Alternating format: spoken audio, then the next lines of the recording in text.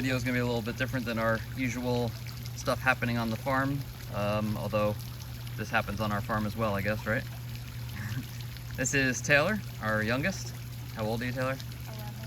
11. And she recently became a type 1 diabetic. Yay! Not so much, huh? I don't know.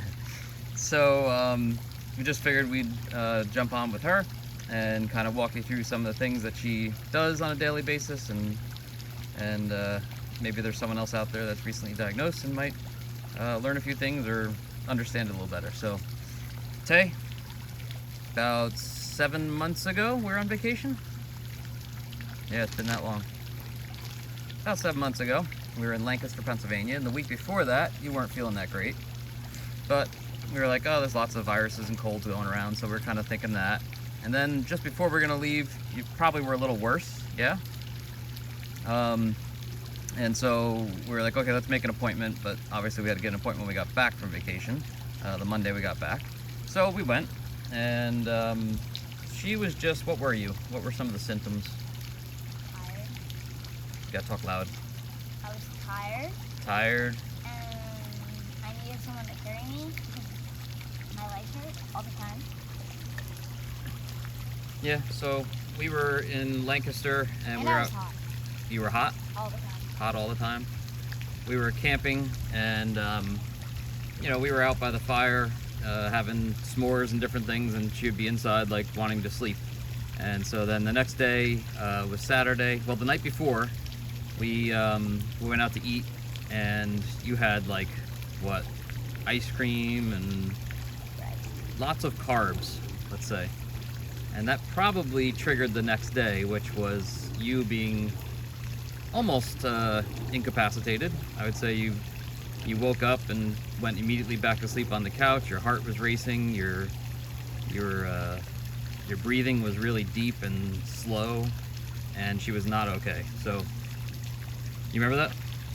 And in the car on our way to Lancaster, I was like, I think I brought a bunch of candy. Yeah. So But I didn't eat any of it. we didn't know that obviously that this was the issue. So anyway, Saturday morning, I said, okay, this is a no-go. We're not messing around anymore. She's really sick, and we took her to the emergency room. By then, you had to be carried. She was not walking on her own, really. And so we went to the hospital, and probably within a half hour of being in the emergency room, they decided to check her blood sugar randomly. And they came in and said she's a type 1 diabetic. And we were like, nope, she's not. Try again. But they were right. And so they began giving her insulin and fluids. She was extremely dehydrated, and got her, where are you going? I'm telling a story. She's a little hard to tie down, this one. Oh, you want the fountain off? Okay. So anyway, we got a room upstairs on the floor, and do you remember your doctor, the main doctor? Yeah. What was so special about having her as our doctor? She was type 1. Yep. So the doctor that we got was a type 1 diabetic, and so that was comforting, in knowing that she knew what it was like on a daily basis to live with this. So you might wonder what Taylor is doing right now. She's in her happy place. This is our pond on the farm. I built this about 15 to 20 years ago. I don't even remember now. But there's always frogs and things happening here, and she likes frogs. And what do you got there? I got teeny tiny tadpoles and this guy. That guy, he's almost gonna be a frog, huh? Has his legs. Look at his legs, yep. Anyway, so today is a site change day for us. So Taylor has the T-Slim pump, and so we're gonna do a site change. We can show you how that goes, and then everyone can see what you got on your arm there. What you got? Dexcom G6. That's, what does that do? Monitors my blood. Yep, so that monitors blood sugar, and every 5 minutes it gives us an update as to what her blood sugar is, and that gets changed every 10 days. that one get changed. And then the site that we're gonna do later is every 3 days. Wow, all the fish just freaked out for some reason, huh? What was that? Hey, where you going? She's gone again. Stand by. And she's back. Eating the fish. We'll show everyone the fish eating. There's a mixture of koi and goldfish in there. The koi are pretty young. There's a couple of big koi, but most of them are young. We just got them pretty recently. And the goldfish have been around for quite a while. Anyway. So, what are some of the things about being a type 1 diabetic that are a pain in the butt? What's annoying? Oh, having to wait, having to run or go into hot tub when your blood sugars are high. Basically everything. Yeah, that's pretty much it. Pretty much everything. But, is it impossible? No. Taylor still does everything that she wants to do. Albeit it's a little bit more difficult to do sometimes, depending on where blood sugars are and what the food is and so on, but we're only 6 months in now, and we've gotten a really good handle on it, or 7 months in. We've gotten a really good handle on it. Her A1C, which is a 3-month measure of blood sugar, was over 13 when she was diagnosed, freshly out of the hospital. And then we got it down to, what was at the last appointment? 6.1. No, lower. 5.7, I think. No, it was 6.1 because Mr. Tim was 6.1. 6 point, oh, maybe, yeah. Yeah, because Mr. Tim was 6.1. Yeah, we were shooting for 5.7. So, 6.1, which is really good. It's kind of if you were to go to a doctor as a non-diabetic, your doctor would measure that and say, oh, well, you're pre-diabetic, so we want to be careful. So that's a really good place to be. So we've done that through a lot of education, a lot of careful monitoring, a lot of figuring stuff out, but you still pretty much eat everything you just eat, right? Not really. Okay, like what? I don't have sugar every day. What do you mean? Mom thinks it's good. I don't. What do you mean sugar? Sugar. What, you eat spoonfuls of sugar? No. Like what? Donuts. Yeah, so we definitely avoid, things on a regular basis. We don't eat donuts every day and Except today. things like that, but for the most part you still have them. We just have to plan for them. So tell us about Rice Krispies. She likes Rice Krispies, but they are a lot of sugar. What is your Cereal Rice Krispies. cereal? Yeah. So what is your method for being able to eat something that's really sweet like Rice Krispies? What do you do in the morning? So, usually I have at least 3 eggs, but that's just me. And then I wait a while until I come down to the 90s, and then I go And then you eat your cereal? So that method seems to work really well for us. The way it works actually is the protein slows down your digestion, and that way the sugar doesn't enter your bloodstream as quickly. It's slowed down, and by letting the pre-bolus get her down below into the 90s or even 80s, means that when the sugar hits, it doesn't take her, way high on the other side. So little tricks like that are things we use, and almost every food has its little trick. What are the foods that don't have carbs? sugar-free Jell-O, Sugar-free Jell-O. Okay, what else? Eggs, bacon, meat, most meat, almost all meats, vegetables. most of the vegetables. Some vegetables have a little bit of carbs, but you're only talking a handful, 5 carbs, maybe max in a serving. And cheese. Yep. So there are things that you can have that don't require insulin, but for the most part, each meal requires insulin. So maybe we'll go inside and maybe you can show us how you can calculate how much carbs you're going to have in a meal, and we can also do our site change. You did eat lunch or no? Okay, so we can look at that. Let's go inside. Okay, so we had a quick costume change because Tay sat in sap, and so we're cleaning those pants off. But we're in the kitchen and ready to do a site change. So tell us what all of this stuff is that you need to do a site change. Pump. Mm-hmm. What kind of pump is it? Insulin. X something. 2. 2. Yep. All right, and tell us what all the other stuff is. Cartridge. What does that do? Hold the insulin right Okay. here. Needle to fill the cartridge with the insulin, which is right here. Mm-hmm. This is to remove like this part. Mm-hmm. And then tubing, which is like this. The actual like inserter thing. Mm-hmm. Alcohol and wipes. Cotton swab to make sure it's nice and clean so we don't get any infections. So those are the tools for changing our site, and I guess we'll open things up now and begin. All right, so step 1, we got to take the old cartridge out. You have a chip that you put in this slot. Oh wait, put it the wrong way. And you push it. Yep, what else works?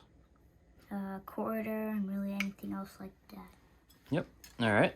And what do we do next? I don't do this part. You know, yeah, we usually do that for you. Get the cartridge. Mom can step in. I can do this from my mom. Can do it. And then you get.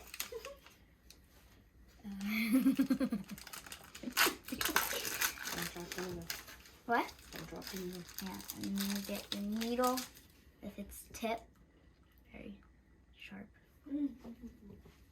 It's such a web. And then you get the insulin. Take this off. How much air? We've been doing like 120. Yeah, so 120 units, and she's drawing. Wait, so it's there? One more line. She's drawing air into the syringe to put that air into the vial. And the reason is that if you don't, you'll end up creating a vacuum in the vial. So push the air in, turn upside down. And how much do I draw? Same. 2 lines past the 1. 1. And if there's air in it, you can send it back up in. It doesn't matter a whole lot because we're Like gonna. that? No, the other way, like that. Yep. Because then the air goes back in. Now pull a little more.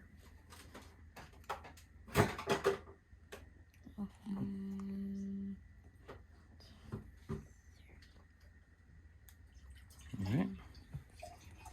Okay. So now you got your insulin in your syringe, and the next step Mom can help with is a little tricky. Which was the old cartridge. Uh-oh. Never confuse your cartridges. Which one has insulin? This one has insulin. This one doesn't, I don't think. It wouldn't have. This one is old. 'Cause it has. This one had like white there.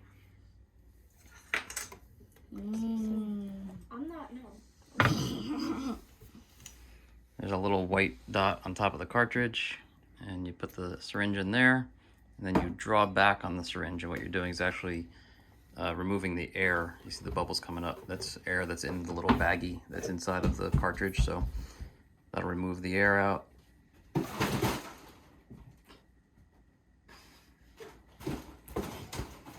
then once the air is out, you can get the air out of the syringe now.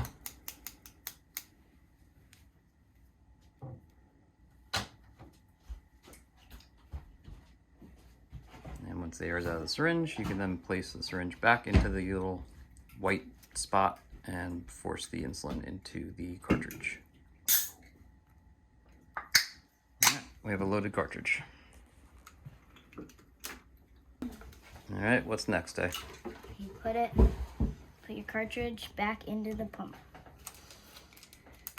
Like.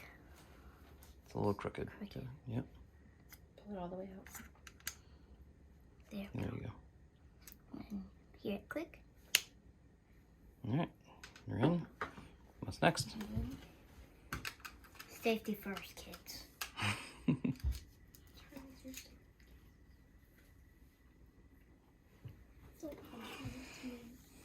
What case are we using? Type 1 tactical. Type 1 tactical. Yep. All right. Next, what do you do? Next what? This one. Nope. That? Tubing. Oh. Yep. The process is a little bit different depending on what kind of site you're using. Today we're doing an Autosoft 30, which is a 30-degree insertion on her leg, her thigh. The process would be a little bit different if you're using True Steel, or even slightly different if you're using Autosoft 90. What are you doing to the pump? Load cartridge. So this pump is now sensing that the cartridge is there and how much insulin is in it. And this is the tubing she's got now. Go up. Sister is running to not be in the video. So go ahead and connect your tubing. Surprised she's still here. Okay. I've actually never seen you do this. Connect your tubing. Yeah, because you're scared and wimpy. I do it when she showers. How do you tell I mean, I never used to look when she did Yep. the Once it's shots tight, and needles, you're but I never good. seen her do That connector can be really tight. You can really, make that really tight. It's okay. All right. Low.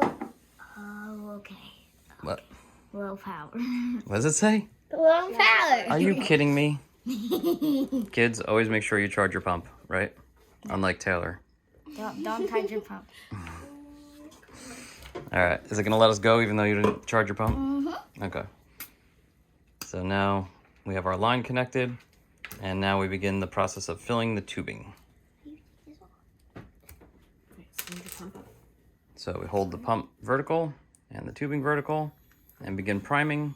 You might be able to hear it. Let's see if we can hear it. Dang it, it's twisted.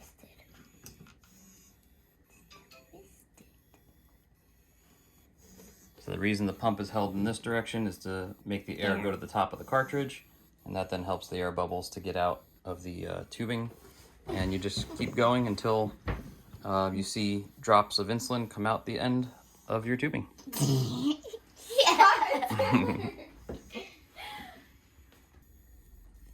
All right, so the pump is working the insulin through the tubing, and the connector is, let's see if we can see the connector.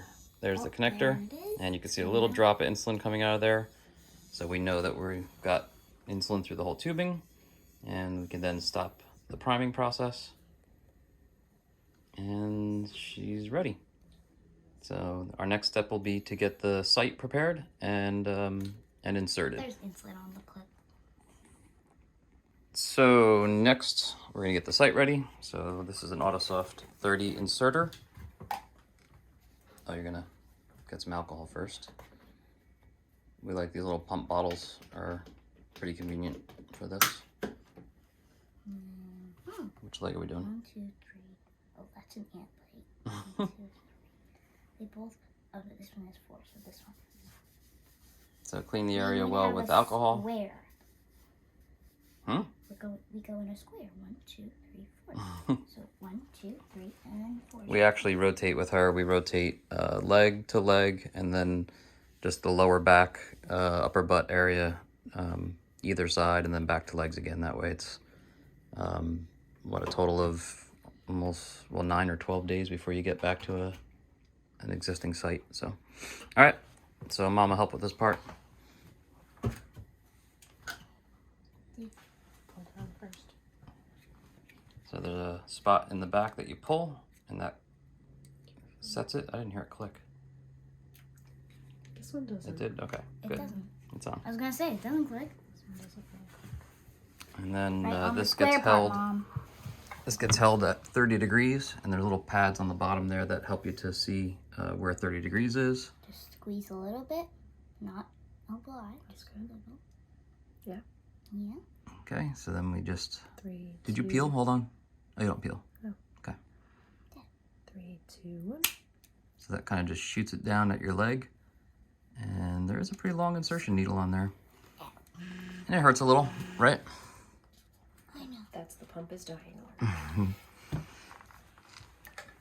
So after you get that, you just peel off the backing and stick it down.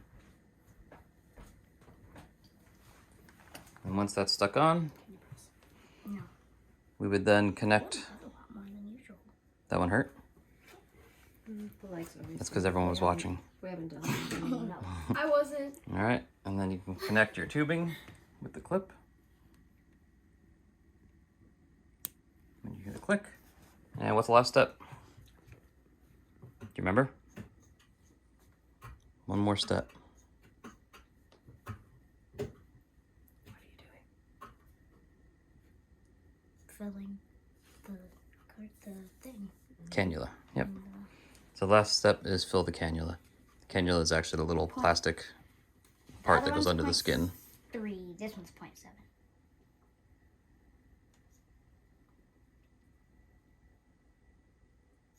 So this is just going to put insulin in the tubing that was empty. And then that's it. Don't forget to resume your insulin. Yes, don't forget to resume insulin. And kids, always charge your pump. No. Don't charge your pump, kids.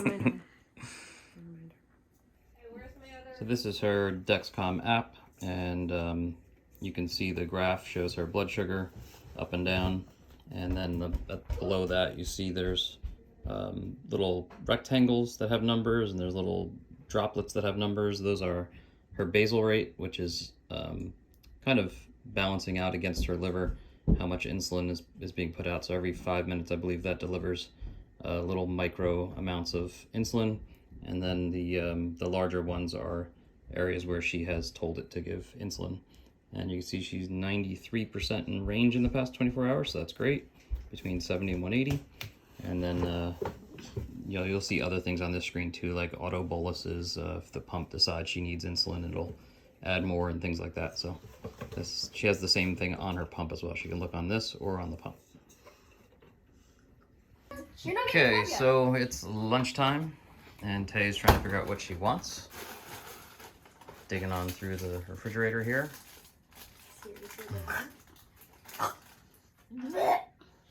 I'm doing goat cheese. What are we doing? Cheese. Grilled cheese. Wait. You Stop walking that There's way. bacon and eggs. Hey, you can have bacon and eggs if you want. No. Potatoes and stuff. I think grilled cheese is good. So some of being a type 1 is making decisions, and right now she's deciding to have grilled cheese, and because of the And I'm not gonna have carbs potatoes. in the bread and the cheese combine to make for a long digestion, and it'll often hit your body much later. So one of the things, if she decides to do this now, might mean that she doesn't have potatoes with dinner, because they are also a very long, Kids, carb. Don't charge your pump. Anyway, so some of the decisions that you make in a day have an impact later, and so you need to factor that in and decide accordingly. So her decision is lunch to Dinner. We have potatoes a lot. and skip the potatoes later so that she doesn't stay high. We'll check back when this nut is done making her lunch. More than just a hot Actually, no, we can't check back. gonna You have to say show she us was how listening. do we figure out how it is. She'll see it's good. So- 16? 16? 16 carbs 16? for what? For one. So if I knew math, I could do it. But can't. So Maybe a normal 16 person plus thinks- 16. 32. You didn't say that. All right. What about the cheese? Cheese is free. So cheese is free. What about butter? Butter is free. Okay, so you're really just dosing for the bread then? 32. Tay, what if the bread didn't have a package? What do? Go on the computer or your phone. I do computer most of the time because it's. I keep doing the wrong password. Then you'd say Italian bread. So this is a Calorie King, and you can go on here and type in what you're about to have, and it'll spit back and tell you how many carbs it is. It's never going to be exact unless you have the exact brand. So if she looked up the exact brand of bread, it'll have the exact number. But sometimes you don't have that, or it's a homemade item. And Or you can they're just different kinda, sizes. Yeah, that too. And then you go, wee! So we always have a scale on hand, so she can weigh the bread and then calculate it in the app. So that says 33. So there you go. So it was off by 1 carb, so it's pretty good. Yeah. No, it's not good. So what do you do next? Oh. You go, boom. You're gonna bolus on your phone? Yeah. So she I can, don't usually reduce. So her carb ratio is already in the phone, or in the pump. So she's able to just enter the carbs, and then the pump will calculate that into units of insulin. So what are you doing? 33. And how many units is it for you? 1.94. 1.94. And she has to put in a password and whatnot. And then we should hear a pump going to go. Yeah. So the pump is giving her that 1.9 units of insulin. And now she usually will wait about, what, 15 minutes? 15 to 20 to 30 to 45, like this morning. And why does that time change? Because of ratios and because of, like, in the morning, I have a morning rise that brings me to 150 every morning. Yeah, but also it depends on what you're eating. So we know that something like this might not necessarily rise her real fast and last Cereal. longer. Cereal that's Or covered in juice. sugar or juice or things like that are going to be very quick. Or smoothies. So we might pre-bolus longer, right? Plus, depends how high you are. Yeah, it depends on how high she already is and all those types of things. There's lots of factors to consider, but overall that's it. So that's a little bit about what Taylor does every day with type 1. And she's still crazy, so we haven't lost that out of her, right? No, you have. Wait, no, I haven't because I didn't have it before. Oh. Yeah. Today is a Dexcom change day, so this is the old sensor that we've removed from her other arm. And the sensor has the transmitter in it. Transmitter has to be removed. I'm getting all sticky. So you just kind of fold it in half almost, and it'll pop out. It broke again. I hate when that happens. What are you doing wrong? I fold it in half, but it popped out. How does Do you have a Mom strip? get it? No. See if you can get it. There you go. Thank you. So after you get your transmitter out, you need to clean it. So we have a little pump bottle of alcohol here. That is nice for this. Clean off the transmitter. Mainly you're looking to make sure these 2 bottom contacts are clean. There's 2 little gold contacts on the back. So they may have gotten dirt and stuff in them. But it doesn't hurt to clean the rest of it as well. So wipe it all down with alcohol. That's done. Put that off to the side for now.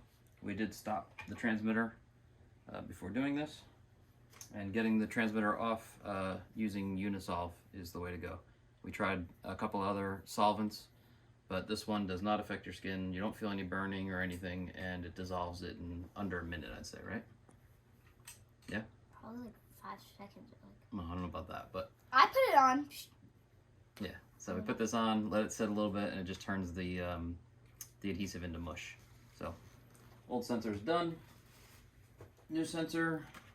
Open package, take out the inserter, and again get some fresh alcohol.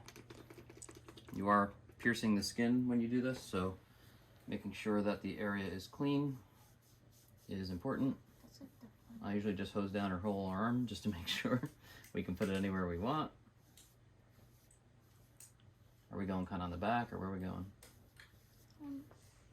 I wouldn't go too far. Around it. Probably. So we did the last one right there. That's a little far back. Probably there. I think a little more towards the outside. You're dirty, look. Need a picture of the code. Yeah, I don't have my phone here. I don't either. it's all right. We'll take it out. On the inserter is a code, and you need that code, so we'll just save the paper here. We usually take a picture of it, so we can do that afterwards. And what do we do next? Peel.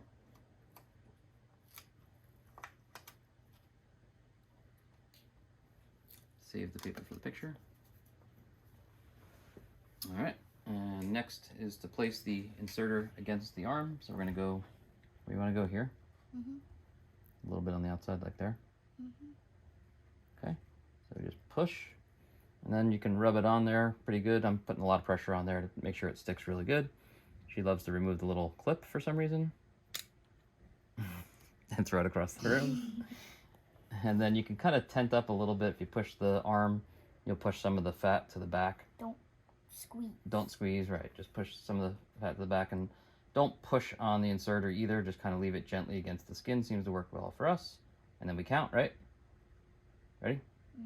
3, 2, 1, push the button, and it's inserted. After it's inserted, you do it, press everywhere to make sure it's on real good.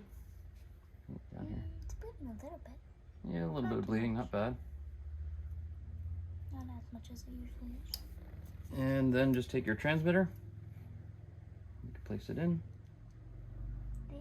Yep. 2 clicks, and you're in. So now we start the transmitter on your pump.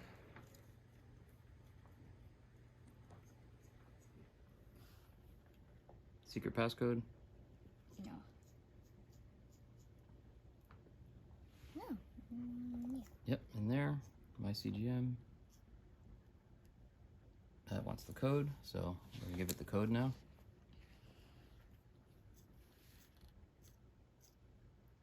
Okay. Code is verified. Start sensor. And now it's warm up. So 2 hours before there'll be any readings. 2 hours in like 3 minutes. What?